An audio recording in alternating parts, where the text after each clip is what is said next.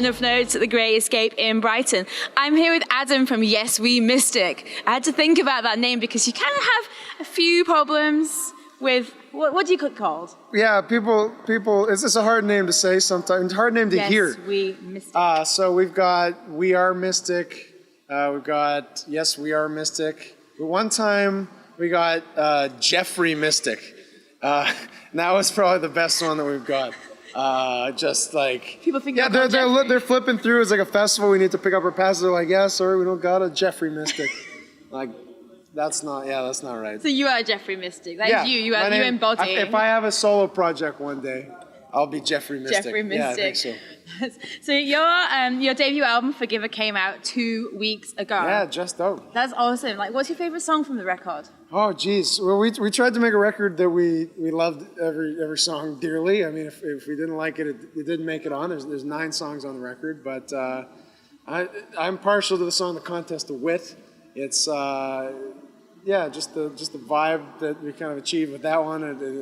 It goes from this kind of somber, groovy place to this really just raucous ending, and I think that kind of captures what we do in a song. So yeah, that one's good for us. Yeah, your live shows are really exciting to watch. There's so much going on. Whereas, like, I don't know, you're almost like wearing the song on you. You're dancing around, and like, do you practice that, or is this something that just comes completely organically? I think we try to write songs that are very intense, very kind of orchestral and just emotional. So we don't really, we don't practice that. It's just, it would be very strange, I think, if we weren't all very deeply into it.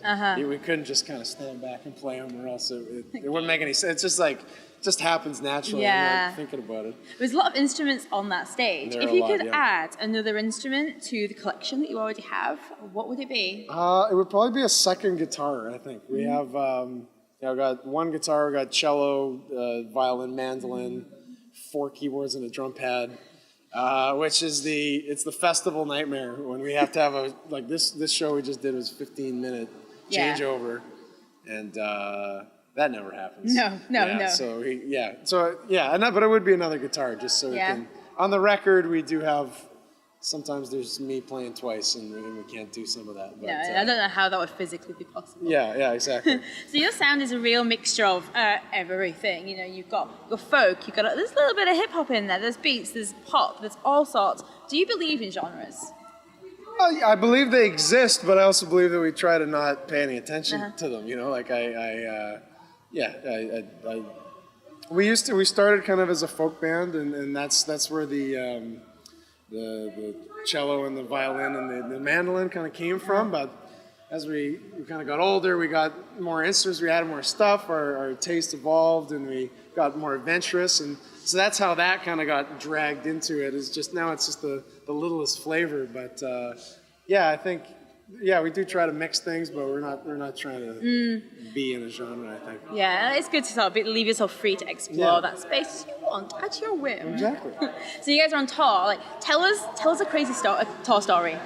Well, we love a good tour story. We played a couple shows in France on this tour. This is our first time outside of Canada, actually. And in France, we played a show in Paris, and we had the biggest van that you can pretty much have without being a bus, and we didn't ask for that. It was just like we showed up and they had rented us this huge thing, and so we were having a very hard time parking it, finding places, and also it was standard, and none of us drive standard, so we were learning as we went along. And we got to Paris, and we played the show, and we found this great parking spot. We're like, this is great. We're gonna leave the van here. We'll go out. We'll go back to the hotel, and we'll come back in the morning and get it.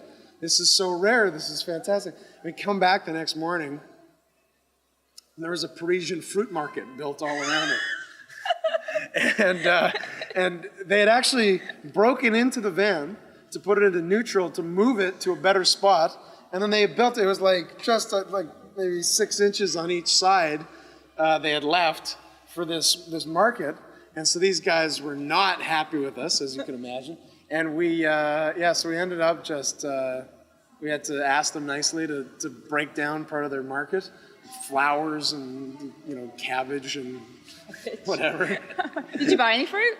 We're jerks. We didn't even buy anything for. We just kind of, they helped us, and we wanted to get out of there as quickly as possible. We didn't want to like scoot the van over, go back, buy a couple fruits, and then leave. It was just like, let's get out of here right now.